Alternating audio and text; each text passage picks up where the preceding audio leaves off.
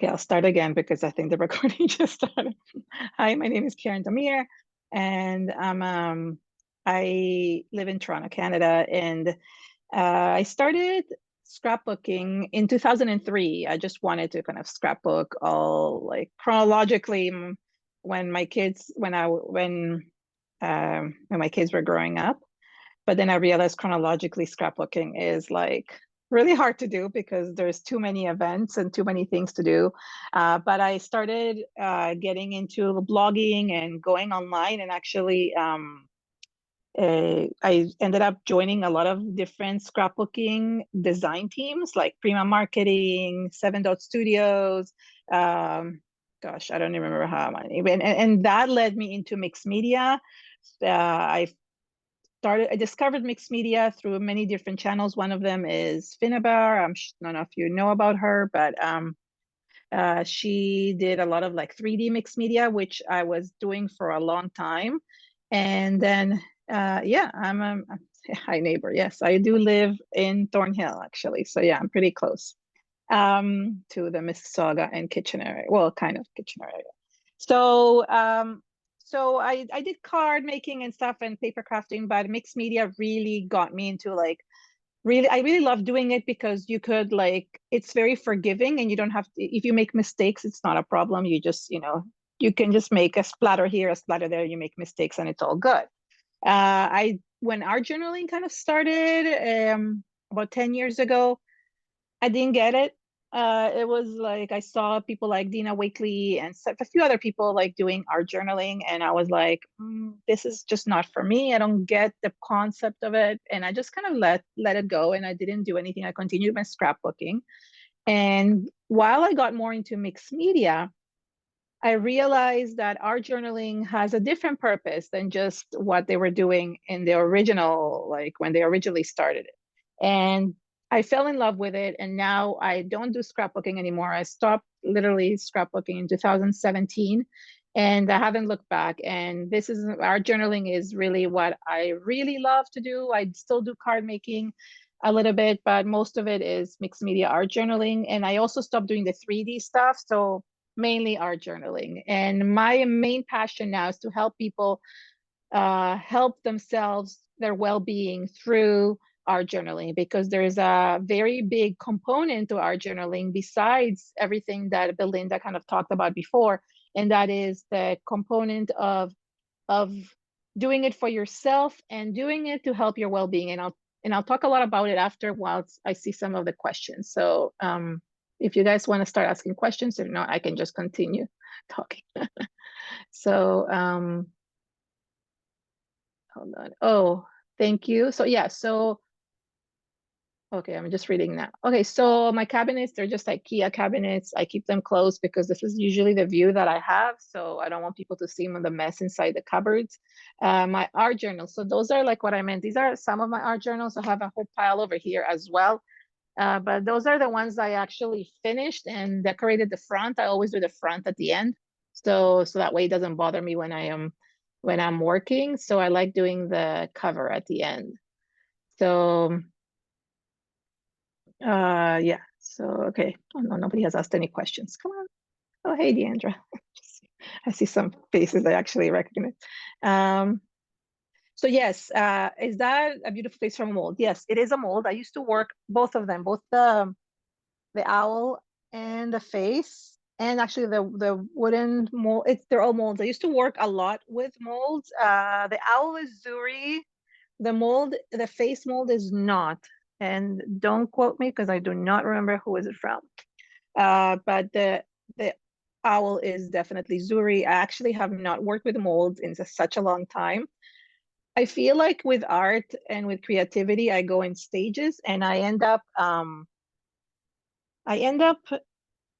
not wanting to do something. For example, like I stopped scrapbooking, and I was okay with that. It was like I satisfied my need to create that way. The same way with molds, I satisfied my need to create with molds for almost 10 years, and I was like, no, I'm okay, I'm good. I'm now just doing like more flat looking art journals. Hi, okay, yes.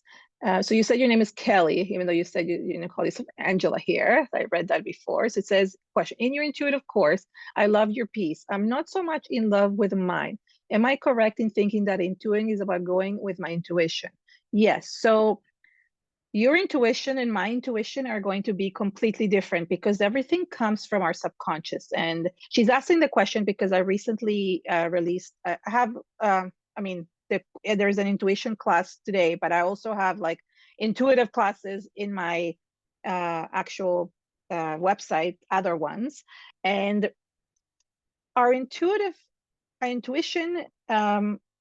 speaks to us in different ways, sorry. So it's not so much about mine will never be like yours. It can never be because you are your own person. You have your own uh, color choices. You have your own feelings. You have your own thoughts. And you have your own everything, right? You're unique in your own way. So actually having it exactly like mine would defeat the purpose of doing it intuitively. You're doing it from you're doing it kind of almost without thinking. Sometimes what happens is why people are not as happy with the results is it comes down more to technique. I've been doing these techniques for so many years that I've gotten the hang of it. So what I recommend is to actually go back and redo the class again, redo it a few times and kind of get a hang of the technique. Because then you'll notice that even the same way you're doing this page will come out completely different because you're at different stages in your life depending on the day, the month, the year. Like you could do it in a week from now and be in a completely different point in your life, or think about a completely different thing, and your spread will come out completely different. So yes, it's about following what you're feeling at that moment, and that's the most important thing. Asking from Ariel, what page? Okay, so yes. So Susan asked before, what page or journal was the most difficult for you to complete and why? So I'll just preempt this first of all, because I want to talk about a little bit of why art journaling is so important. And like I have lots of videos on my YouTube channel about this, but one of let's say the top 3 reasons why I art journal, and then I'll be able to answer that question. So one of them is just like to experiment with new techniques, and that is the simplest one. We want to be able to experiment. Let's say we do even cards, and we want our cards to look pretty nice because we're giving it to somebody else. Or let's say you're making a canvas, you want it to look nice. So your art journal works as like the I don't know the exact terminology, like somewhere where you can just test everything you don't want to put in your nice work. So test it, see how you like it, see what techniques you love. And if you don't like it, you can just turn the page and go to the next one and try a different technique, following maybe somebody's instruction or just experimenting on your own. So that's why I love art journaling. The second reason why I love it is because it's that is where you can do you can help yourself, and there's a kind of emotional component to that. And this is where I'm going to answer your question, and that is I love connecting to different parts of myself, if that makes sense. Okay, so I don't want to go into too deep into this, but many times in our lives, we have times where we are not doing well. I mean, I don't know, I haven't met anybody who is constantly in doing well all the time. So the art journal, what it helps me is to kind of put those emotions into like out somewhere. So it's kind of acts like a journal. Like, if we used to, keep a diary when we were kids, I could never do that. I couldn't, first of all, write so much. I didn't want my thoughts to be out there for people to see. So and sometimes you write about something that so you might not want somebody to see. So having an art journal where, oh, thank you, Nicole. Having an art journal where you can actually like put your emotions with actually showing words, you,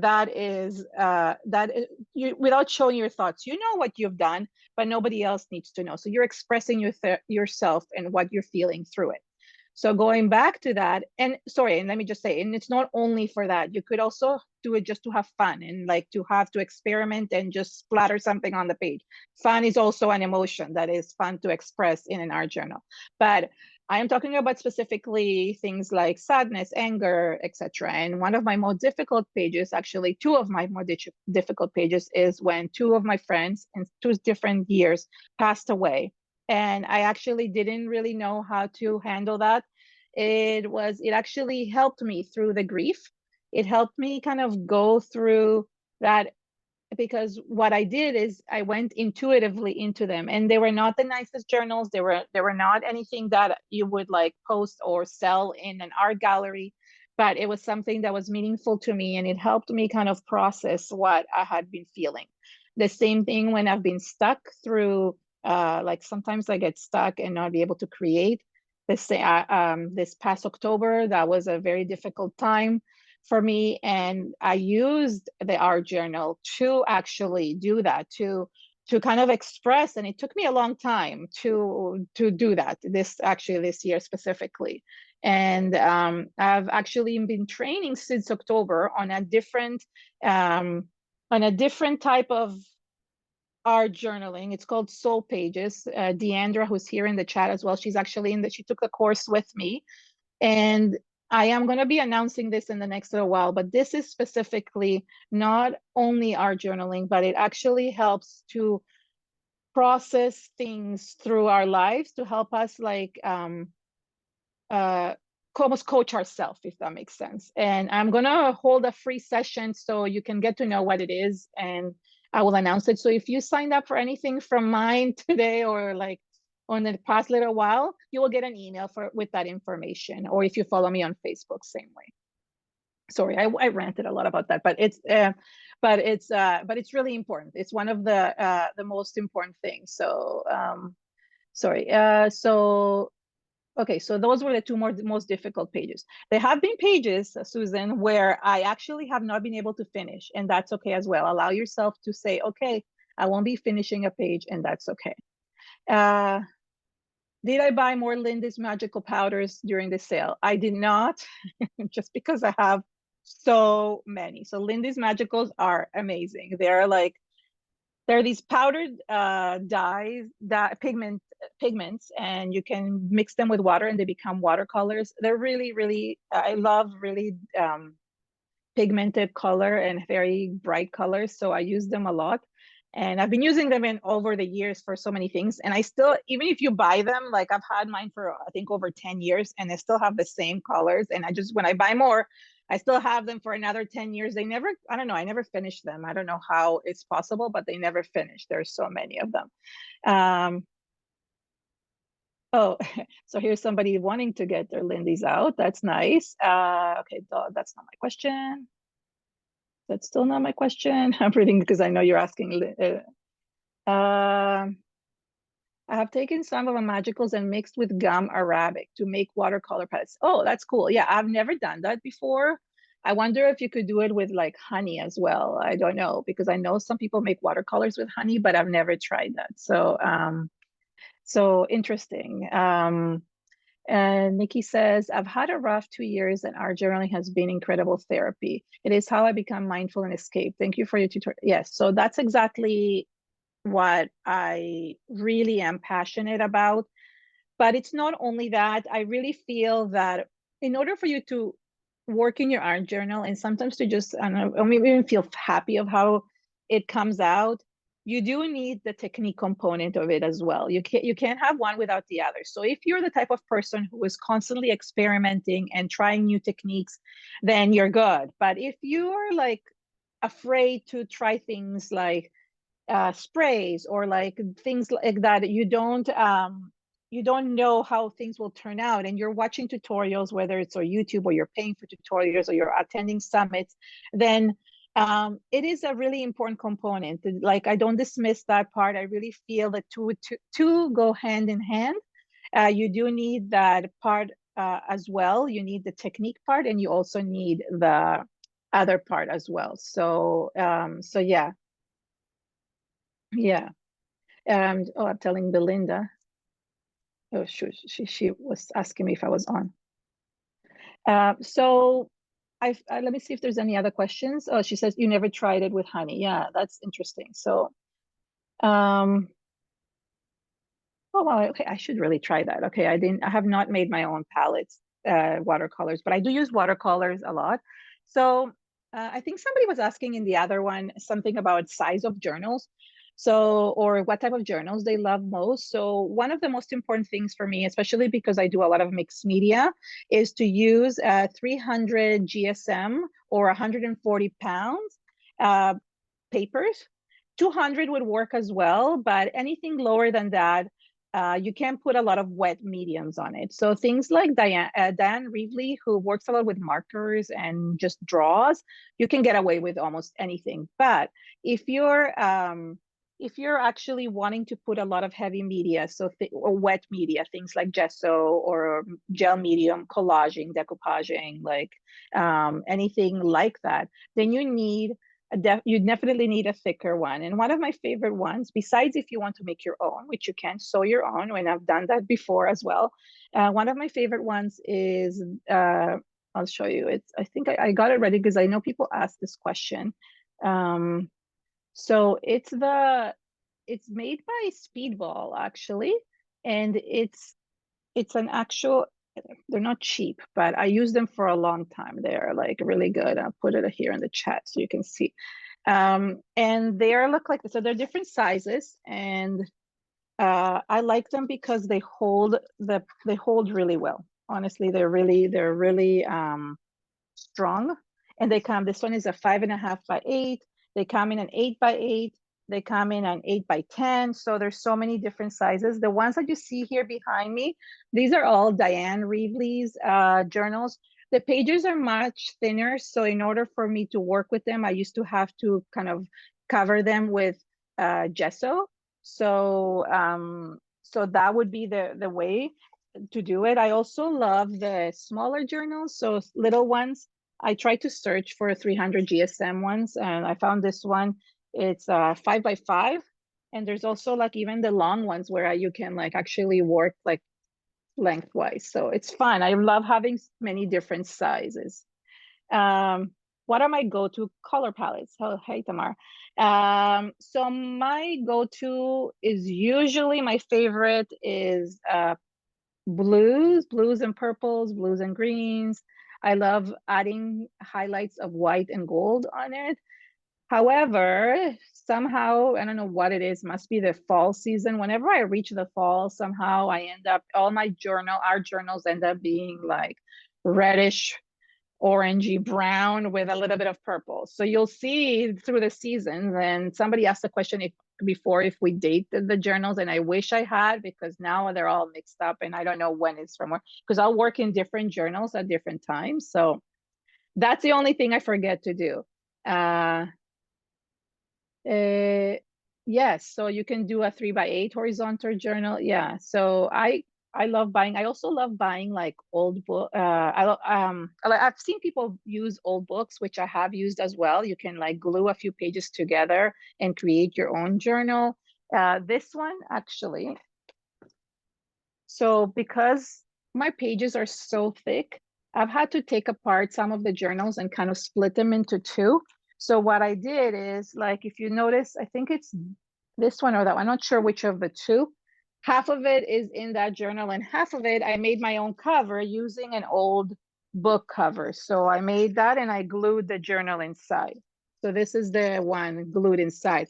But this is an old book cover from an old book that I found in a thrift store. So you can make your own covers.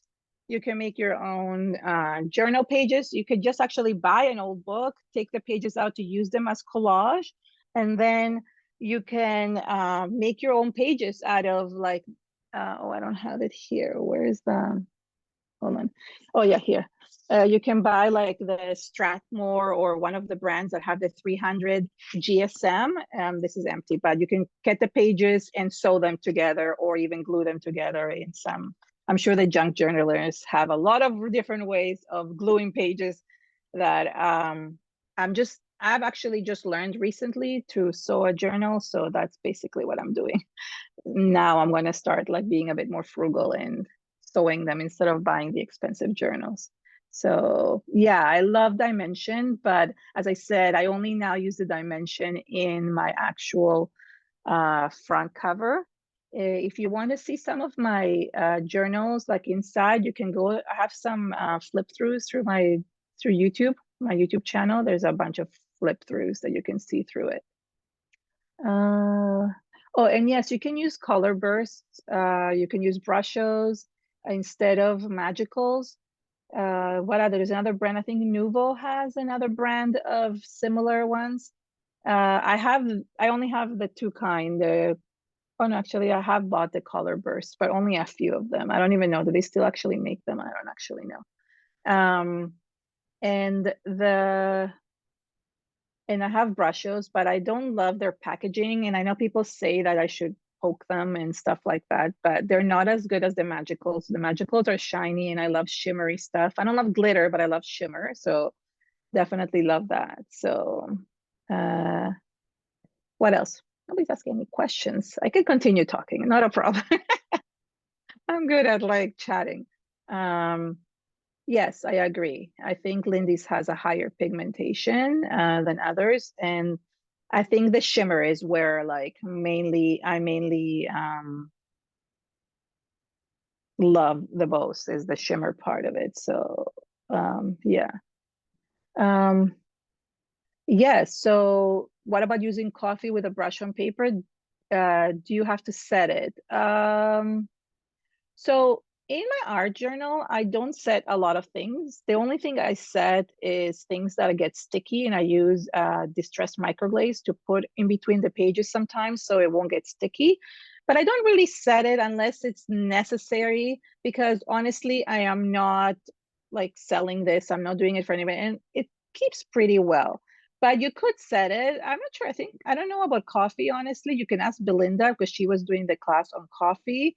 But the magicals you do have to set, and it's not only heat set, it's also like spray set if you want to use them for anything anything beyond like using them in your art journal. So have you ever sold any of your journals, or are they just for you? So the ones I have not, you mean, well, I don't make like junk journals the way Christy and Monique do. So I have not sold that style. I've made like covered journals. So I've gone to like the dollar store and I've made a really beautiful cover for people, and I've gifted it as gratitude journals. I had a few people that were going through a difficult time, and I actually gifted them these books where they were blank inside, but on the outside I decorated them really nicely and gave it as gratitude journals. But I haven't actually done it in a while, so no, I have not sold them. The ones that I make are only mainly for myself. Honestly, I love going through them, because one of the most important things for me is to actually put messages inside, and I love going through them. There's so many things that inspire me when I actually go through my journals, like the colors. This was probably done in the fall theme because of the colors. You see, I was mainly into the same colors of oranges and purples, still oranges and purples. See, like it must have been a theme of that. And another one. This is this one of the, no, this is not the one. And suddenly I switch and I go into blues and greens. So you never know, blues. And then I have a whole thing of where I love blues. So I don't gift them. I just love looking through them. They make me happy. They make me feel good when I go through them. And I look at them quite a lot, because every time I look at them, I kind of learn something new, or I see something else about them that I like. Can you tell me what setting is? Yes, sorry. So setting is when you're actually when you have something that some kind of color or some kind of product that if you touch it or if you interact with water, for example, watercolors, you have to set, because if water drops on it again, it can reactivate it. So you want to set it with some people use hairspray, but you can actually buy a specific kind of, I think Krylon makes it, where you spray the background and then it sets it, so you don't have to worry about something, you know, spilling on it or you resetting it. Like, so for example, the Lindy's or the watercolors, I like that that you can actually reactivate them. So I'll go back, and even if they dried up at the beginning, let's say I started doing something and a few minutes later they're dry, I like that I could spray water and create even more things on. Oh, there it is. So Nicole is showing acrylic sealer. Oh, there you go. So, and you can probably get matte or shiny, right? Yeah, so there we go. You can also use things like matte medium or Mod Podge as well. The only thing with its sprays is better, only because it's not the best. You should do it outside. Don't do it in a closed room. But the only thing it's better, it's because it doesn't smear things. Like the Mod Podge or the matte gel could smear things, and you might not want that. So it depends on what you're using. What are some of your go-to techniques? Some of my favorite techniques are stenciling. I love using stencils because they create so much depth and so much texture on pages. So, and you can use them in so many different ways. I have like so many videos on stenciling specifically. I use them with so many different ways. So you can do modeling page where you can get a 3D effect, or you can use them by adding a dabber on with ink, so you could use it with acrylic paints. There's just so many options. My favorite coloring technique is actually dripping color at the edges of the page and letting them kind of drip in. I do that quite a lot. I realize that's my go-to thing. And let me see. Did I do this in this one? Not always. Okay. Well, here, this is a good example. So if you can see here, there is the green. I start with the dark color and it kind of drips into the middle. You can watch the videos in my channel, and the color is darker on the outside and gets lighter as it goes in. And I really love that effect. So I do that quite often. But as I said before, it's really important to continue doing it over and over. So you learn the techniques, and then your intuition won't need to think. So when you're creating intuitively, you don't have to think about the techniques because those just come without you even thinking. But of course, that takes time. I have some papers that were made by a friend. What would you recommend I seal them with? One I have on a cover that I have not yet sealed, have pieces falling off. Okay, so if you want to glue them really well, I highly recommend you using the gel medium or the Mod Podge. If you want it to be matte, then buy the matte version. If you want it to be liquidy, if you want it to be shiny, then buy the glossy medium. If you want to seal it on the top, once it's all glued, then you can do what Nicole showed, which is like the fixative, the spray fixative. You can also use the same gel medium depending on what's on the papers, which I don't know, right? Like I'm not sure what's on the papers, but if they're just papers, you can just glue them with gel medium and seal them. So sealing is what you do. Sealing and setting are very similar. Setting is like more, I think it's applied to color, while sealing is you're sealing kind of paper and protecting it from all the mediums that you're going to be putting on top. So yeah, there's a lot of terminology, I guess. And I know that a lot of people, especially with mixed media, get a little bit not confused, but like the products get intermatched, which I know can be confusing. What are some of your favorite organization tips for junk journal supplies? So I recently just did this, and I just had on my YouTube channel as well. I bought these folders and basically categorize all my papers in these folders according to color. So that's one of the things that I did. I have these like bins for like magazines. Those are good as well to put the folders or to just categorize things. There's so many different like organizational ideas that you can probably do. I'm not a junk journaler per se, but I do have a lot of paper, even though I've given so much away over the years to so many different places. I do, yeah, paper accumulates a lot. So yeah. Hi Linda. Thank you for sharing yourself in your workshop. I felt you. I'm learning watercolor now. Any advice for a beginner who is an oil artist? Okay, so I do not call myself a watercolorist. Believe it or not, I actually don't know how to properly watercolor. That is not um, my niche or something like that. What I use watercoloring for is to add color to my mixed media projects. So I've taught myself how to do it. I have never worked with oils, and I've never worked with acrylics, like in terms of like painting and impressionism and figures and drawing and that. I actually don't know how to draw. And I always admit this, but there is different types of artists. And I feel the best way for you to learn how to maneuver, how to like master the watercolors and to maneuver the water going in different direction is to experiment, to try. That's why get yourself a little art journal and try different techniques with the watercolors to see how they move across the page. And you need, for watercolors specifically, it's really important to have good watercolor paper, like thick watercolor paper that is good quality. Let me see. Please describe. Oh, okay. Yes, thank you. Oh, that's my YouTube channel. Yes. Okay. All right. Wow, I got through all the questions. Not bad. Any other questions? So I can continue talking. I'm good at that. I've learned over the years that I can just start things. So I wanted to talk a little bit more about all the things that I'm doing in with the intuitive and the well-being and all that stuff, because I know it can be a little bit intimidating, a little bit scary for people to actually have to confront themselves or confront something where you are being told, or not being told, I'm not telling to do anything, where you're being helped how to help yourself. I don't know the terminology. I kind of ran out of terminology.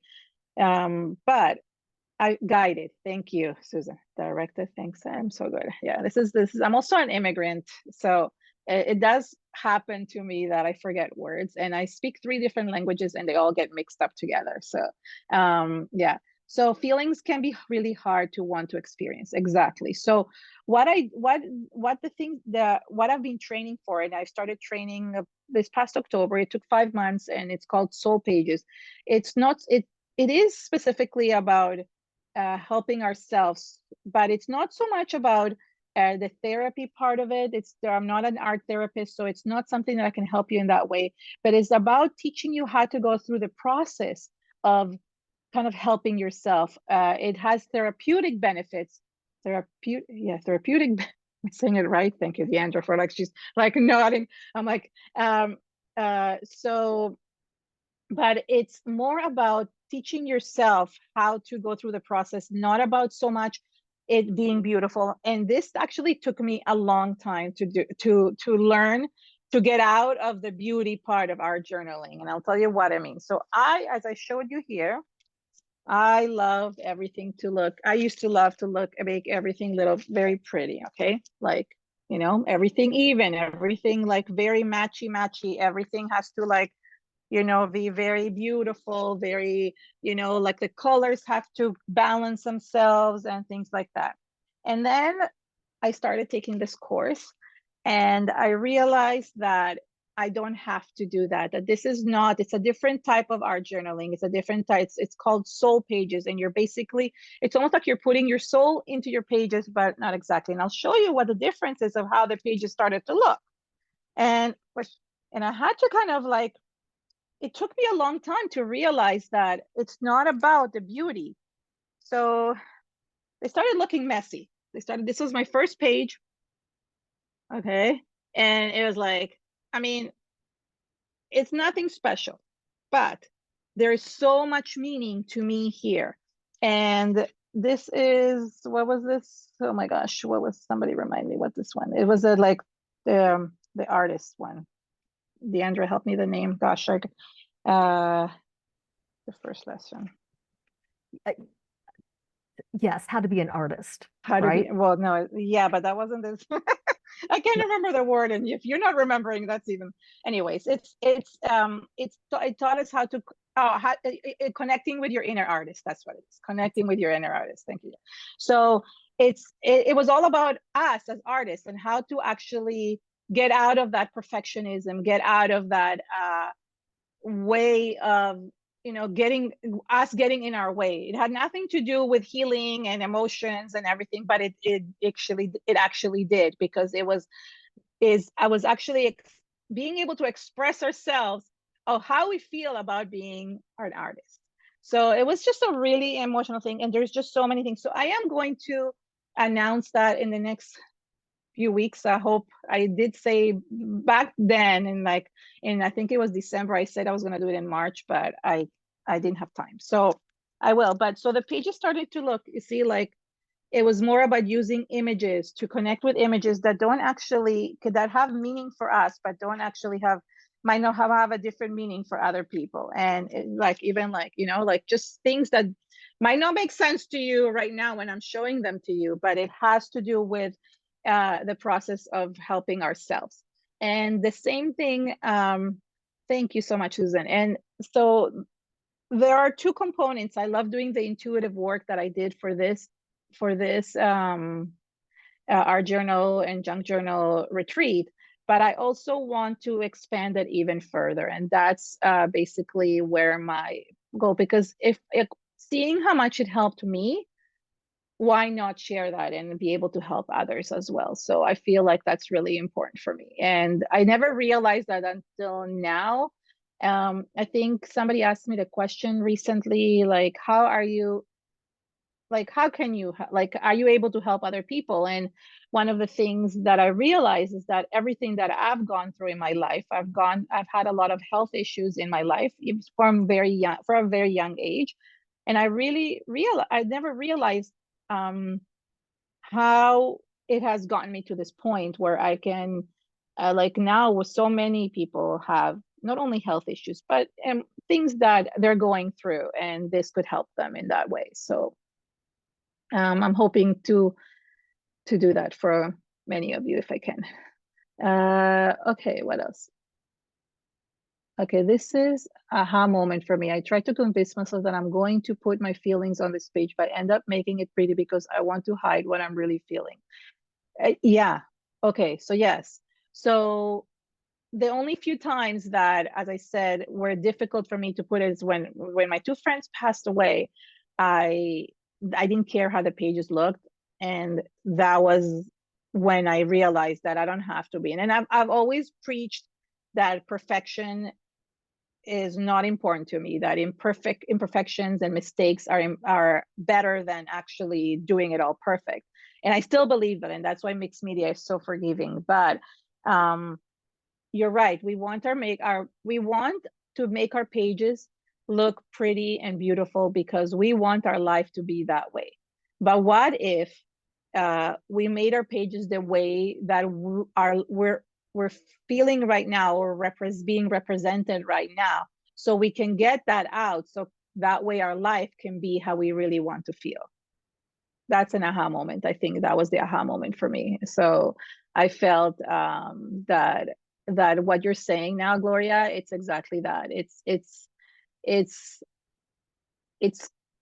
your art journal. It doesn't really matter. You're not selling it, right? You're not displaying it for the world to see. I mean, I display some of my art journals, but that's because I'm trying to teach the technique. But most of the time, like these personal ones that like I did in this, I'm doing a new course now. This is the continuing course. This is called the mentorship course.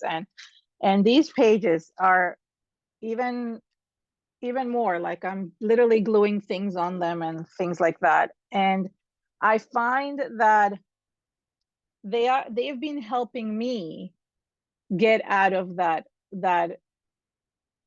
mindset that everything has to be beautiful. I don't know. And the funny thing is that the techniques or the course is actually not about that whatsoever, but it's something that you end up doing because the beauty stops being important. What's important is the process and how you work with it. So, and what you do for yourself.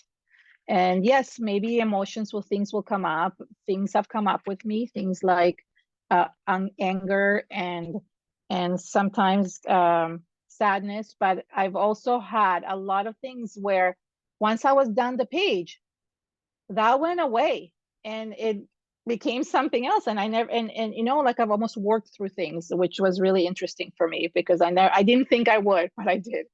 Oh, thank you, Ellen. Yes. So, oh, Nikki said, I purposely make ugly pages so much fun and so much. Yes. So that's an interesting thing to make, purposely make ugly pages. I mean, I like that. I mean, I think I've actually never consciously done that, but it's an interesting concept. I like that, Nikki, because like it's, you know what? Why not purposely make something that you don't like? Because you know what? Let's be realistic in life. Not everything is like beauty and roses. Like most of the time, our lives are difficult, you know, and I feel like working through those ugly pages can help you kind of see the contrast of what we have in our lives, the gratefulness. I mean, being grateful for the things we have in our lives. So, well, I'm getting very philosophical here, but it is the truth. I do strongly believe in that. So, yeah, it does help with perfectionism, which I agree. Oh, I live somebody's house here, Dawn. Really nice. I mean, I only see the roof, but it's really nice. So yeah, any other questions technique wise about the class? I don't know if you guys watched it, but I would love to know your thoughts if you or anything, any questions. If you are interested in, oh, thank you. If thank you. Thank you, Nikki. If you are interested in taking that, like that class that I'm announcing, start collecting, for those of you who want, start collecting images. It's really important. Images in books, magazines, start collecting images. Let's go through a magazine, flip the pages, and if you see an image that calls your name, cut it out, rip it out, and keep it in a pile. Anything goes. If you're a junk journaler, you probably have a lot of images. If you're a scrapbooker, you probably have a lot of them. So it's yeah, and please go through my YouTube channel. There is so much information out there. I also have let me share this. This is the other hold on. Let me share my whole site. So I have a lot of other courses. One of them is called Whispering Pages. It's also an intuitive art journaling course. It's four classes about intuitive art. Each one it's very specific to a different topic of mindfulness and intuitive art journaling. So it might be interesting for you, but I'll put the whole site here so you can see. Hold on, I'm just sharing. And there's also that mixed media class. Although it was taught live, it's really good. It has like over, I mean, I said 10 techniques. There's my website. I did teach 10 different techniques, but it ended up being way more than 10. I ended up showing variations of all those techniques. So if you are into just learning the techniques or you want a combination of both things, you can do that as well. I think if you signed up for the artisan pass, I don't know if you did or not, one of the classes is free there. Like it's this one where you can make your own. I think, right? Is that the one I gave? It's you make your own card deck. So whenever you're stuck creatively, you can actually pull the card deck. So it's a card deck with like you make your own background and we cut it out and you can decorate it. And in the back there is prompts. So for example, this is it says think about a person you love while creating. So just a small prompt that you can just think about. So I really like that. So yeah, so if you signed up for the artisan pass, you get this class for free. Otherwise, you can pay for it on my website. But that is one that I'm offering. There's also words in the back. So believe is one of them. So so it's I think it's a deck of 52. I made it the same. You can actually also, instead, if you don't want to do it the way I did it in the class, you can grab an actual deck and decorate each one. You can do that as well. So it's really fun. Yeah. So there is so much to learn. I know my friend Pam, I think she's on the last day. She's doing something really also in with mindfulness and very connecting to, I think she's doing something about freedom. I don't quote me on the words because I can't remember the name, but she's also doing something that that is related to this topic. And Angela's saying if you want to use actual card deck, should be, oh no, so you're not, oh, if you're using a card deck, yes, you should prime them before. I mean, the way I worked in this class is I actually created a large watercolor page and I cut it into the card sizes into like an ATC card, because you can also make ATCs with it. But if you are doing it, yes, just go ahead and create a large card deck. Even if you want, you can even like tape it in the back, all the cards, so you can work as one sheet. It might be easier, especially if you have larger stencils. You'll see what I mean. But priming them would save you time, definitely. So if you're using something like a card deck, it's very shiny. So you would need to prime it with some gesso. So you prime them with gesso, yeah, either white gesso or even clear gesso. If you want the pieces of, like, if you want the cards to actually show a little bit underneath, then you can do clear gesso. If you want to cover the whole thing completely, then you can use white gesso and it will cover it. But you need them primed because you're going to be adding things on top and you don't want it to kind of peel off. And especially cards are shiny, right? So yeah, so that would work. Oh, we still have 11 minutes. So I'm just wondering if you have any questions. I'm curious about your thoughts. I mean, if you want to actually speak, you can. It's like it's a Zoom. So if you want to say something, your experiences about it doesn't have to be at the class, but anything you've experienced with art journaling, I would love to hear about it. So there's quite a few people here that I think are connected to that. So oh, ATCs. Yeah, can you explain ATCs for those that might not know what they are? Yeah, so ATCs stands for Artist Trading Cards. So you can see them. Can you see them? They're like right like where my finger at. So back in the day, I don't know, I think it was like 6-7 years ago, I traded with quite a lot of people from all over the world. So the way it works is you make these little cards, and they're little artist cards that you make. You can make whatever you want on them. There's no set rules. Sometimes people set rules, but there is really no set rules in my opinion. And you basically exchange them with people around, either some people have like actual groups where they trade them, or you can exchange them with people from around the world, which is what I did. I have like 2 little rolling things, like Rolodex kind of things, of cards from a lot of friends that I met over the years in this space. And it's been really fun. So you can just decorate them anytime, any way you want. They're actually, the size of an ATC is 2.5 by 3.5 inches. So that it is a set size. But other than that, like, you're free to do whatever you want in it. And if you want to find groups, or you want to create your own group and exchange it ATCs, or you have a group of friends that does cards, you could also do ATCs and exchange them with people. It's really fun. So yeah. Now let's see. What else? Let's see. Was there anything I wanted to talk about? Trying to think. I ran out of ideas. Okay, no, I ran out of things. Anybody else who wants to ask me questions or want to say anything? No, not putting anybody on the spot or anything, but just saying. Okay, let me think. I have to think of something that, like, I want to talk about mediums, because a lot of people like don't know what mediums. Water pencils. Yes, the pencils. You mean like watercolor pencils? That's good. Thank you, Susan, for asking a question.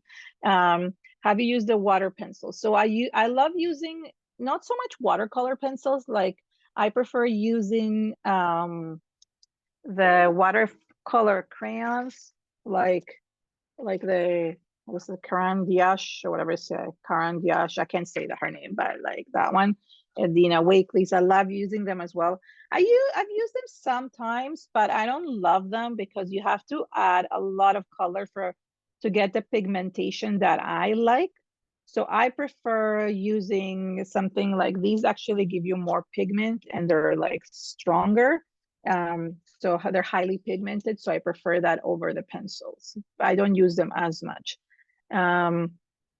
Thank goodness for black and white gesso, both for priming and for starting over. Yes, so the black and white gesso are the best, especially white gesso. I used to use a lot of black gesso when I used to do my 3D art, but nowadays white gesso is my best friend. If I make a mistake or when I make a mistake, I end up actually covering it with white gesso, and I can restart anew or cover an area where I don't like. So it's really great. Christy said, I heard Belinda talk about using mica powder. Do you use it and how? So mica powder is kind of like the Pearl X. That's basically Pearl X is made of mica powder. I like using mica powder. One of the ways that I've used mica powder is actually making my own sprays. I like mixing it with water and then spraying them on a paper or other things. You can mix, I've also used mica powders and also the magicals, which are not, they have mica, but they're not like mica powders. Mica powders are just mica, while the magicals have mica and pigment in them, okay? But what I like doing is, besides making sprays, I like mixing them either with modeling paste, with gesso. You can make your own. If you mix them with gesso, you can make your own paint. If you mix them with white paint, you can make your own paint. You can also mix them with modeling paste. You make your own colorful paste. Basically, you can mix them with anything. So if you have those old like Pearl X that you don't know what to do with, that's a good solution for that. What kind of crafting or hobby have you not tried but want to one day? I have not tried anything to do with knitting or quilting or things, but honestly, I don't want to, that I know right now. I am not into like anything to do with it. Like I barely like to sew, although I've been sewing my art journals, but I am not like, I don't like needle and thread. I am not good at it and I don't enjoy it. So I don't enjoy any of that crafting. I haven't tried spray painting, although it would be really cool to try, but I'm scared of all the chemicals that go with it. So probably not. So yeah. And yes, you can mix mica with clear gel and you can mix a permanent paint, which is really cool. So I've made like my own paint. I actually have a video on my channel. If you do a search, I think it has to do with my 5 ways to use mica powder. It's an old video. A lot of my videos are old. Like I have like how to make your own gesso and how to use gesso in 5 different ways. All about gesso, all about, like I actually explain what each product is. You can actually look through my YouTube channel and see what each product is and how to use it. But you have to go like to 2017. I mean, you can do a search, but they're all from 2017 when I started like tinkering with mixed media. Yes, mica with just water will like come off the page unless you set it, right? So you can set it with the spray that Nicole showed before with the spray, and then it will be permanent. Or you can mix it with the clear gel medium and it will be perfect. Yeah, perfect pearls. Ranger's perfect pearls set when sprayed with water after. Oh, really? Okay, so I thought they weren't. I thought mica does not. I don't know. My mica always moves, but maybe they have some kind of what is that called? Something that sets it inside. Maybe they have something that has set it. I thought they weren't. Oh, maybe they do have an additive. So yeah, Ranger puts things in their alcohol inks and in different things that a binder, that's the word that I was looking for. Yeah.